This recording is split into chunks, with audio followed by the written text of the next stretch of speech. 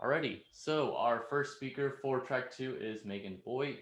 Megan has over 7 years of cybersecurity experience and has spent most of that time working with human rights groups and journalists to improve their global security.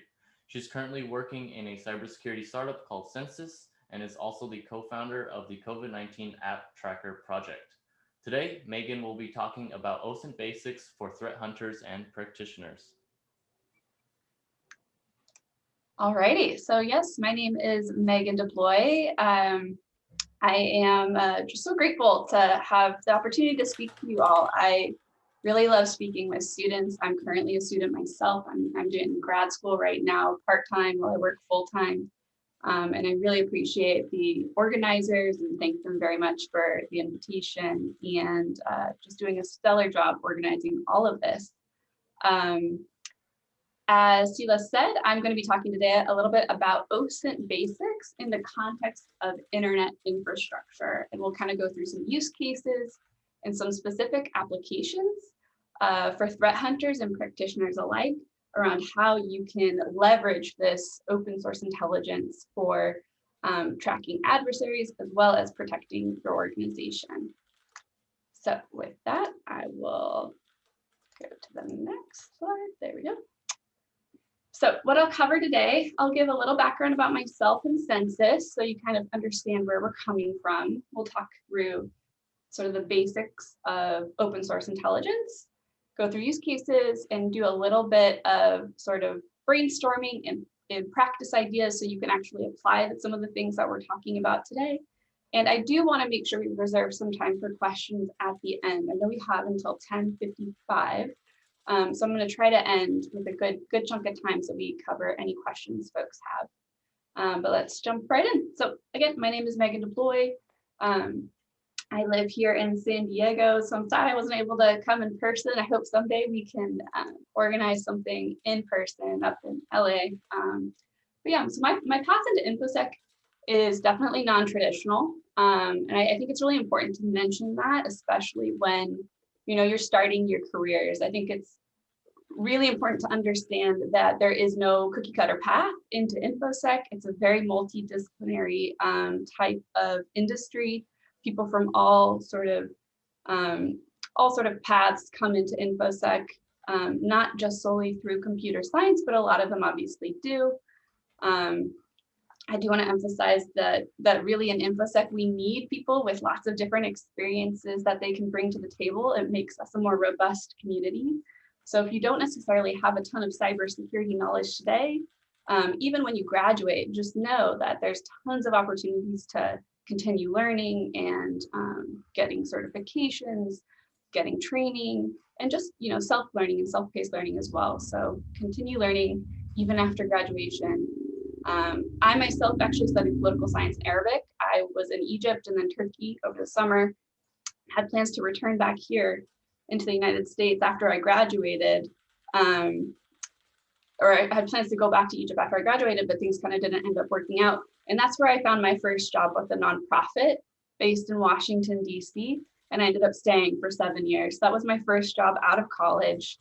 And that was actually my first introduction into InfoSec as well. So starting with security education and working on how to incentivize behavior change to better security practices, transitioning to organizational security audits and trying to influence better organizational practices to threat research and threat information sharing. And that was sort of my stint in the nonprofit human rights space for the last 7 years. I actually just pivoted over to, as mentioned already, to a cybersecurity startup called Censys.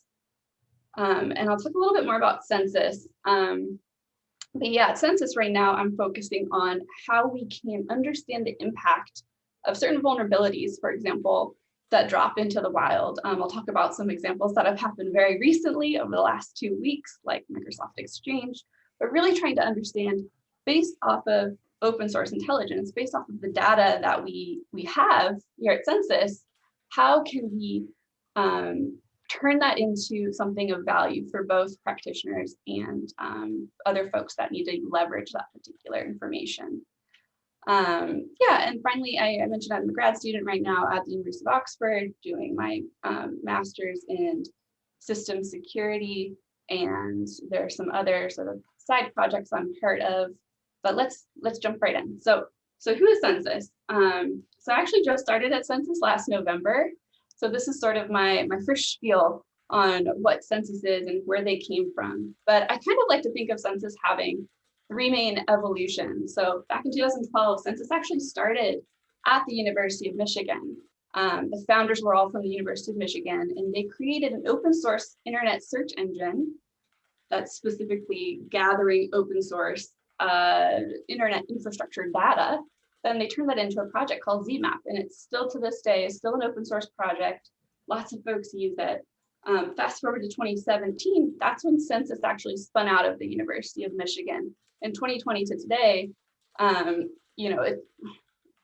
it transitioned from threat hunter tool to now defender product. So it's helping organizations understand what their attack surface looks like, understanding those vulnerabilities or weaknesses in that attack surface from an attacker's perspective, from that internet-wide perspective, and then helping them prioritize and mitigate any sort of vulnerabilities or issues that they might have.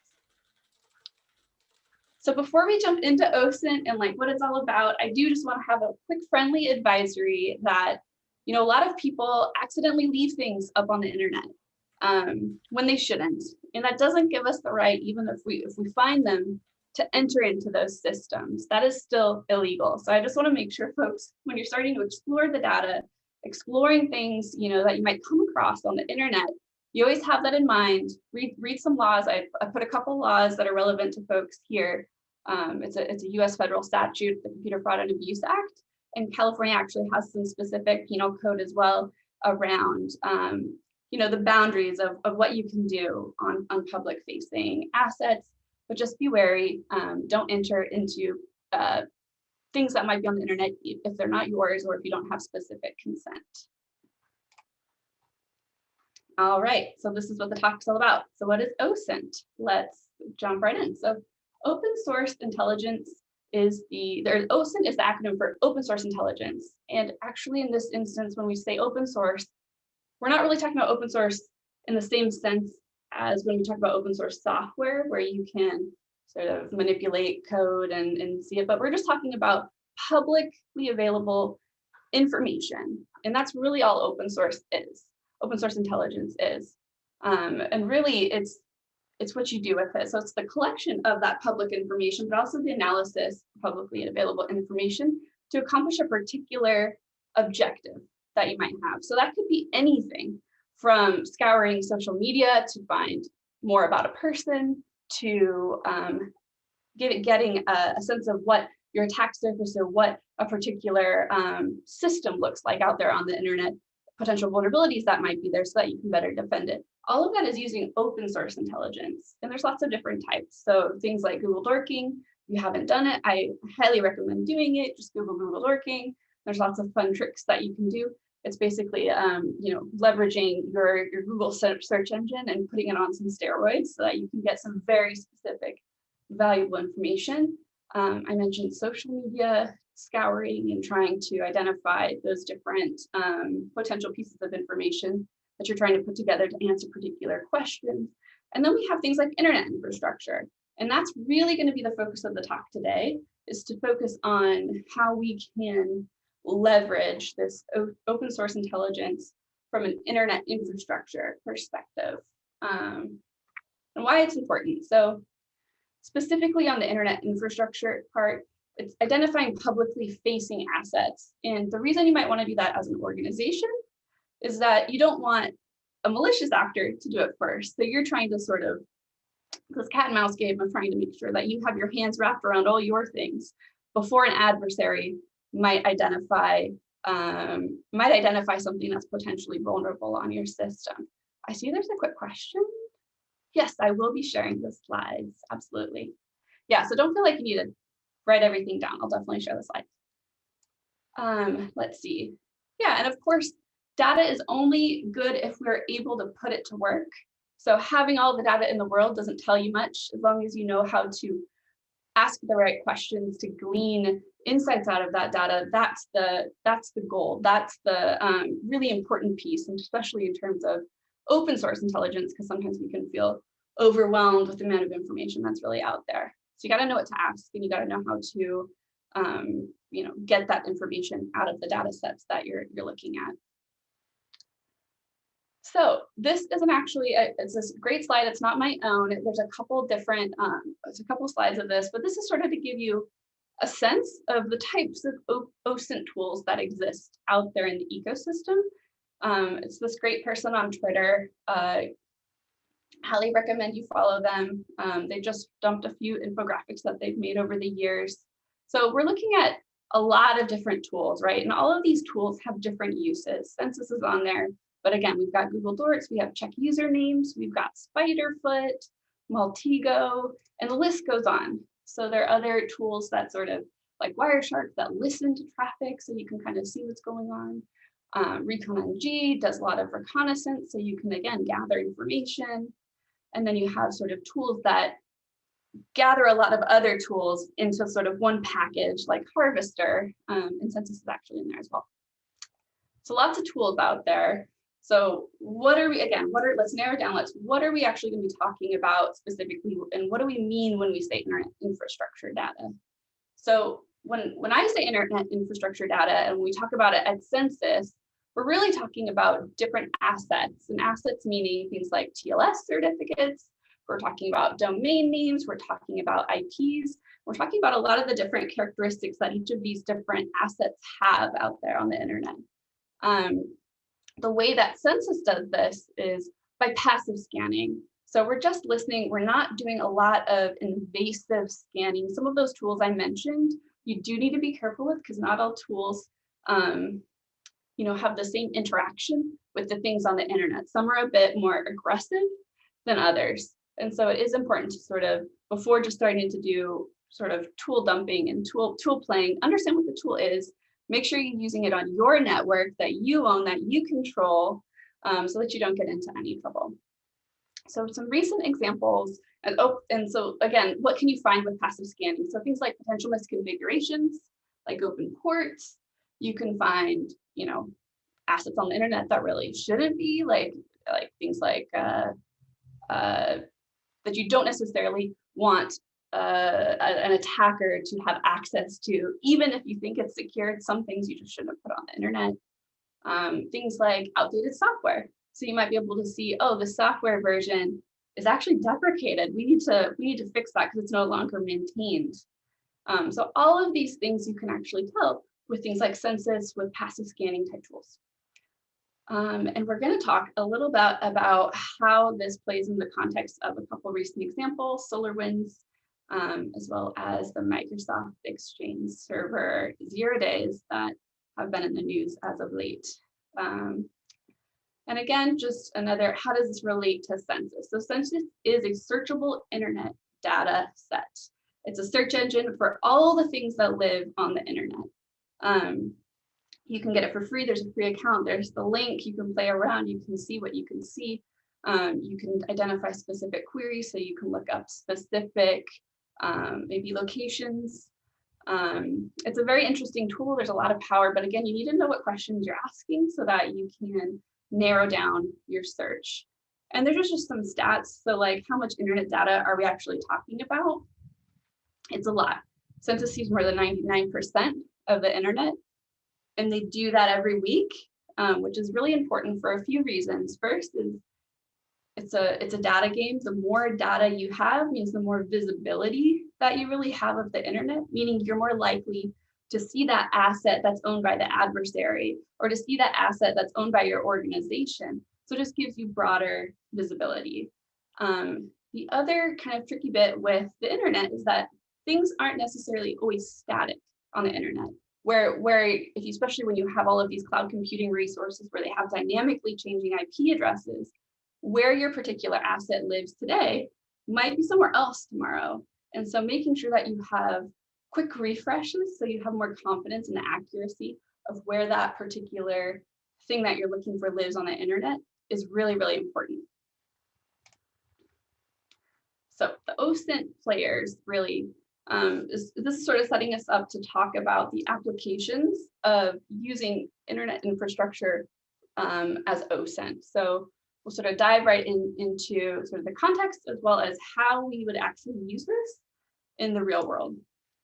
So we'll talk about 3 different use cases, and it's not really a coincidence that these 3 use cases line up with sort of how Censys has evolved as well, starting from an academic research focused project to evolving into this sort of threat hunter tool, trying to find adversary infrastructure out on the internet to what it is today, or what it's becoming more and more of today is this defensive tool. So helping organizations identify their things so that they can properly protect them and ensure that they have a good handle on all the things that they need to protect in their ecosystem. So to start with, we will start with threat hunters. So what are threat hunters? So usually threat researchers, threat hunters are trying to find malicious infrastructure on the internet. They're trying to find the stuff that the adversary has built and has deployed out there on the internet to do nefarious things, right? So everything from phishing campaigns to things like deploying malware, and they need infrastructure to then run those operations, to lots of malicious stuff, right? So threat hunters are looking for the bad guys potentially, right? And what they tend to do is they're trying to find pieces of data or indicators of compromise that can be operationalized for better defense. And indicators of compromise, what we mean by that is data that you can observe, or if observed in a system, is indicative that an intrusion has happened or intrusion has occurred. And we'll talk in a second about a specific example, but that's one of the things that threat hunters will oftentimes be outputting from their research are these IOCs, or indicators of compromise, which are beneficial to the defensive community. They also try to disrupt, right? We're trying to take down as much bad infrastructure as we can so that these adversary operations can't be successful. And so you'll see sometimes in the news major takedowns where you have collaborations between big companies going out and trying to take down big malicious infrastructure networks all at once. And all at once means you disrupt them and interrupt their operations in a much more aggressive way. And then some examples again of indicators of compromise, that might be IP addresses that the adversary is using, that might be domain names that are perpetrating some of these malicious campaigns that the adversary is using. It might be TLS certificates being used on their phishing websites that they have put up. All of these things can be considered potential indicators of compromise. So what's an example? So we'll kind of talk about SolarWinds in the context of internet infrastructure and OSINT, and how you can specifically use internet infrastructure data to identify things called C2 infrastructure, and that's called a command and control server that is used to send instructions to malware that's on the potential compromised system. So these are sort of the brains behind the operation. They're the ones that are giving the instructions that the adversary controls and telling all of the compromised systems what to do. And so these are really important pieces that threat hunters are looking for, really important assets that are owned and operated by the adversary that threat hunters are often looking for, because you have the ability to disrupt. You have the ability to tell defenders, hey, look out for these things. Don't allow any communication to happen with these particular servers that live on the internet because they're malicious and they're doing bad things. So just a quick version of what SolarWinds is. This is the super Cliff Notes version. I saw someone going to be talking about SolarWinds later on today. So the Cliff Notes version is that this was called a supply chain compromise, and that happened back in mid-December. So what is that? That's when you have a compromised vendor like SolarWinds, who is widely used by your primary targets, like US government agencies, groups like FIRE, groups like Microsoft. And by compromising this sort of third-party service, you're able to compromise your primary target. And that's really what that chain of supply chain attack is. Quick caveat, there is still a lot unknown about what exactly happened in terms of the initial compromise to SolarWinds. There were some hearings a while back.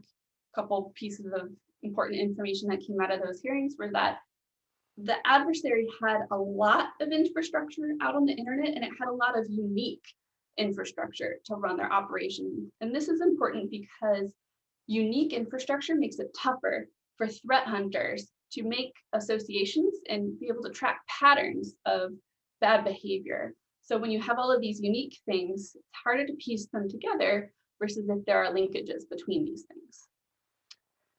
And there are a couple of really great resources there if you want to learn more about that. So again, how do we use this? How do we use our OSINT, Internet Infrastructure OSINT, to identify these command and control pieces of infrastructure that are held, that are stood up by the adversary? So again, this is sort of the Microsoft version of how this attack happened. And right where it says attacker at the top left of that diagram, that's the entry point, right?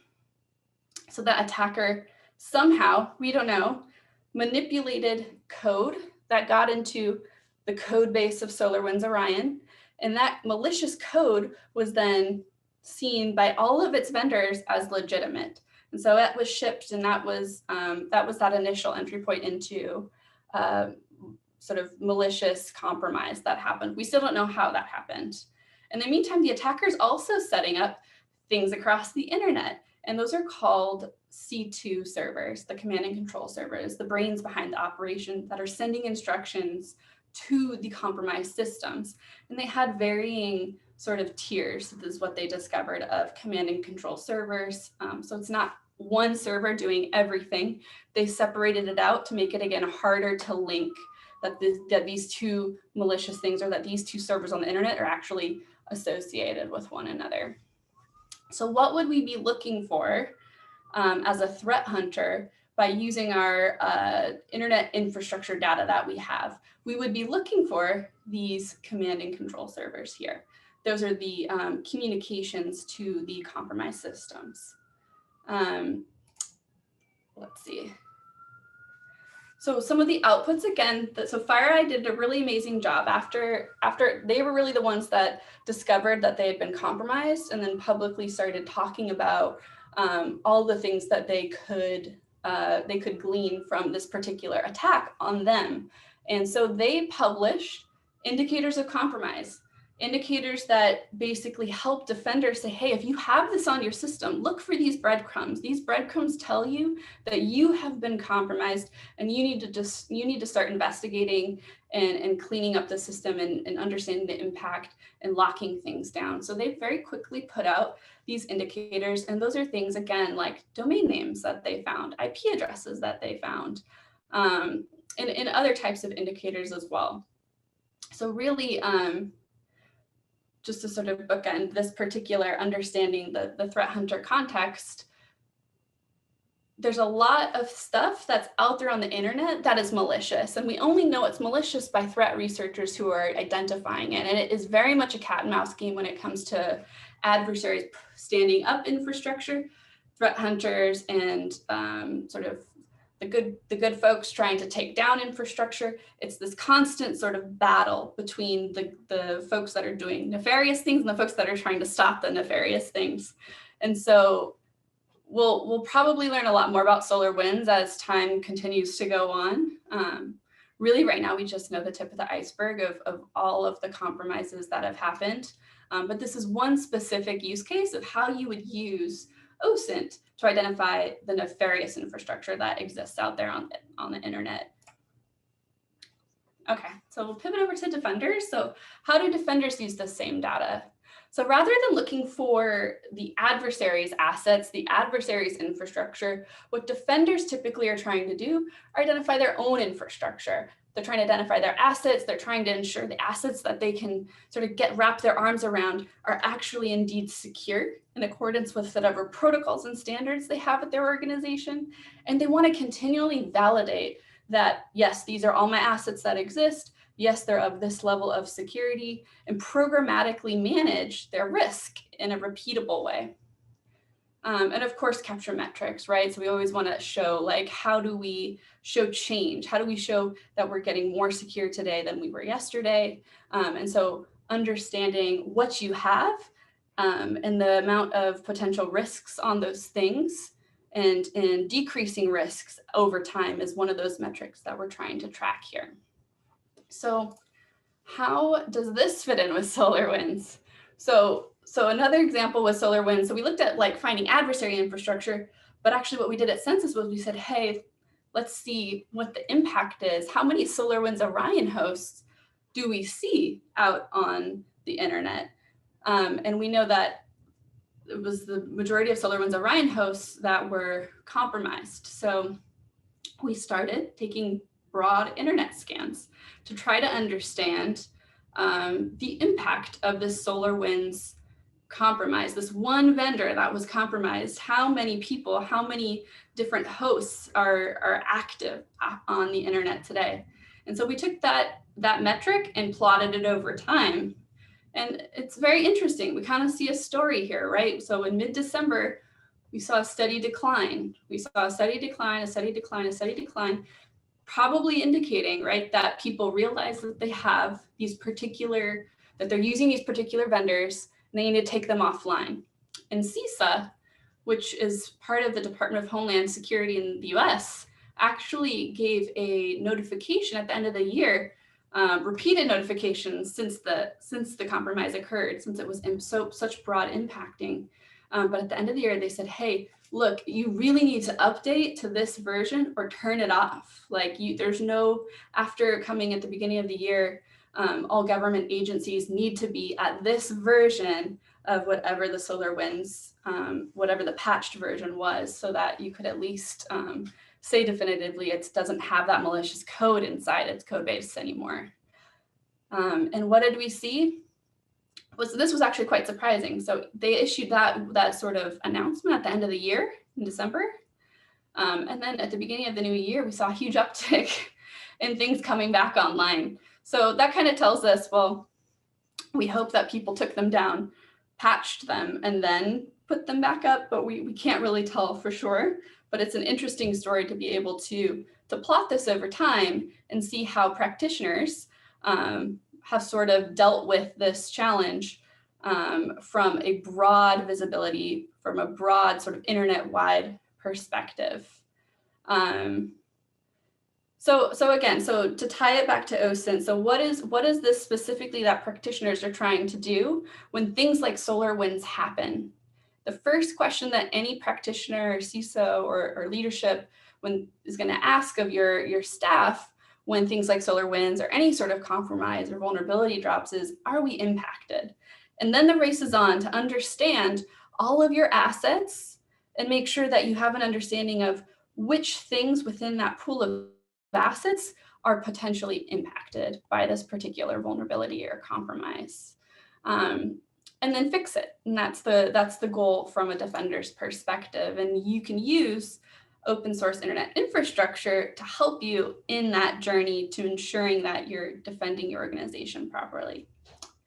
So we kind of spliced this data in different ways, and we saw, out of all the SolarWinds that we were seeing across the internet over time, we took the last, this is I think from the last specific, I think it was the last day of January, we looked at what the breakdown by country kind of looks like across the world in terms of where these Orion hosts are being set up. And again, the vast majority is the United States, with over a third of all SolarWinds Orion hosts being housed in the United States. So you can, again, show potential impact of who this vulnerability is impacting the most, and trying to help defenders by raising awareness so that they should be looking at their assets and ensuring that they're scanning them for this particular type of software that's being used and identifying the specific hosts or IP addresses with servers on them and remediating them as quickly as possible. And then our final player here that we'll kind of briefly talk about is the researcher And that's really the researcher trying to answer security questions about internet-wide trends. And those questions can vary significantly, right? So based off of our data, you can kind of look at vulnerability impact. So an example is a good paper about Heartbleed, which was a major compromise in all like SSL encryption. I can't even remember when it was, I think maybe 2013, 2014. You can understand botnets, so understanding the impact certain types of botnets and the compromised devices that they've been able to, successfully compromise across the internet. You can look at encryption strength across TLS certificates. Are they using standards? Are they using non-standard encryption? And that's really important for security, right? So all of these questions you can answer. We recently were again trying to understand the impact of a particular vulnerability that dropped 2 weeks ago, I guess now, but specifically looking at Microsoft Exchange in the context of how much potentially affected versions of Exchange are actively existing on the internet today. And so we've been spending some time looking at this, because of the software ecosystem we live in now, right? When vulnerabilities drop, usually it's very specific versions of the software that is vulnerable to whatever the particular vulnerability is. So in the context of Exchange, it was specifically 5 builds within 2013, 2016, and 2019. They also released patches for previously deprecated, no longer maintained 2010, just because it was also impacted. They're not continuing to maintain it. They just said, hey, we know that this exists out there in the world. Here's a patch it. So out of those 2013, 2016, 2019 versions, we actually found around 250,000 Exchange servers that meet all of those different builds of those particular years. And we found more than half of those builds exist in terms of affected versions, meaning out of that pool of 2013 to 2019 versions, half of them are the specific versions that are affected by the security vulnerability, and they have available security updates. It doesn't say that they didn't already update. We can't see necessarily patch version right now, and we didn't do research on the patch version, but it gives you a sense of scale of impact. And the impact is really, really, really broad. And we know that other researchers have said, hey, this is really important to patch because all of these are being exploited right now. They're active exploitations, which means you have a vulnerability, but now you're going to actually act upon it and compromise that device. So in software, right, we have lots of bugs. Some of those bugs become vulnerabilities, and some of those vulnerabilities end up being exploited. So the worst of the worst is vulnerabilities that have active exploitations that are known, because that means bad actors will definitely be trying to break in.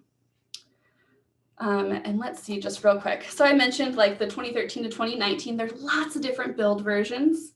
And out of those builds, there were 5 specific affected build versions that have security updates. And you can kind of see how many of those we see on the internet. This isn't a very good diagram, but you can see the breakdown here. So out of those 5 builds, they made up 143,000, which is over half of all of those builds that we saw, which basically means this is a very broad impacting vulnerability, right? Everyone uses Microsoft Exchange, everyone around the world, and more than half right now are particular versions that were affected. So we're going to continue looking at this, but this is just, again, one example to try to understand the impact that vulnerabilities have across the ecosystem.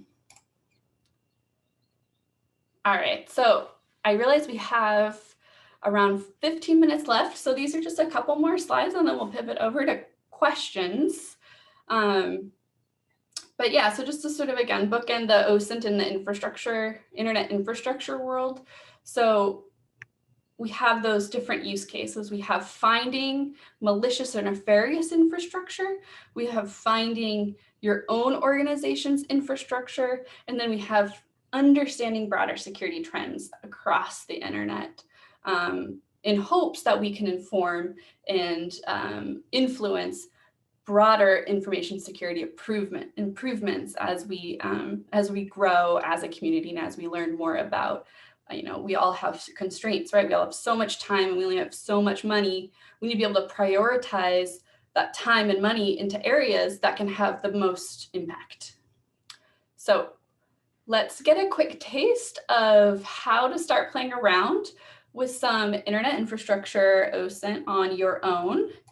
I sort of did a quick brainstorm around what sort of questions you could ask or what sort of explorations you could kind of dive into. One was trying to understand weird devices on the internet, and this is something actually we worked with my colleague who's still in school, still in undergrad as well, is trying to understand how many weird devices could we find on the internet. And so we were able to find Roombas and sort of map those across the world and using censys. So looking for a specific port that's used in an Internet of Things devices, and then kind of coupling that with what Roomba's TLS certificate looks like and sort of mapping those things together, finding them across the internet. And so you can also look at your local internet. I think this is kind of a fun one for me to do as well, looking at a particular city. Like I live in San Diego. I was curious to understand what we could see. Looking at what's in San Diego in terms of bad TLS certificates. So saying that things were not, the TLS, the green lock in your browser was not valid, or that the browser was saying it was not valid. Looking at specific protocols based in San Diego that are open. So I chose to look at things like RDP and SMB.